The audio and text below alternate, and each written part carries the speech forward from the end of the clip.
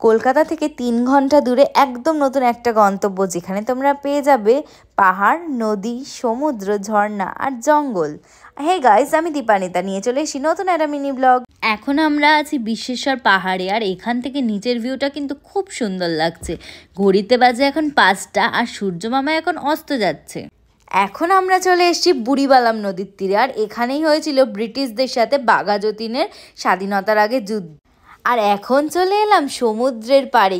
এটা কিন্তু দীঘাপুরীর সমুদ্র না, এটা একদম নতুন একটা ভার্জিন সি বিচ, সেটা হলো চাঁদিপুর। এখানে আছে অনেক ঝাউবন আর ফাঁকা সমুদ্র সৈকত। তোমার প্রিয়জনকে নিয়ে বেশ খানিকটা সময় কিন্তু এখানে কাটাতে পারো, দেখো খুব ভালো লাগবে। কথা বলতে বলতে কিন্তু চলে এলাম ঝর্ণার সামনে। ও মাই গড, কি অপূর্ব দৃশ্য! আর কথিত আছে দেবদেবীরা নাকি এই ঝর্ণায় স্নান করতো, তাই একে বলা হয় দেবকুণ্ড, যেটা উড়িষ্যার বালাসোরে অবস্থিত। আর এখান থেকে বেরিয়ে পড়লাম জঙ্গল সাফারিতে। আমরা জঙ্গল সাফারি করেছি জিপ গাড়ি করে, দারুণ কিন্তু এক্সপিরিয়েন্স হয়েছে, জীবনে ফার্স্ট টাইমে। আর তোমরা যদি একই সাথে সমস্ত কিছু উপভোগ করতে চাও, তাহলে অবশ্যই আসতে হবে উড়িষ্যার বালাসোরে। কীভাবে আসবে সমস্ত কিছু ডিটেলসে বলা থাকলো ডেসক্রিপশন।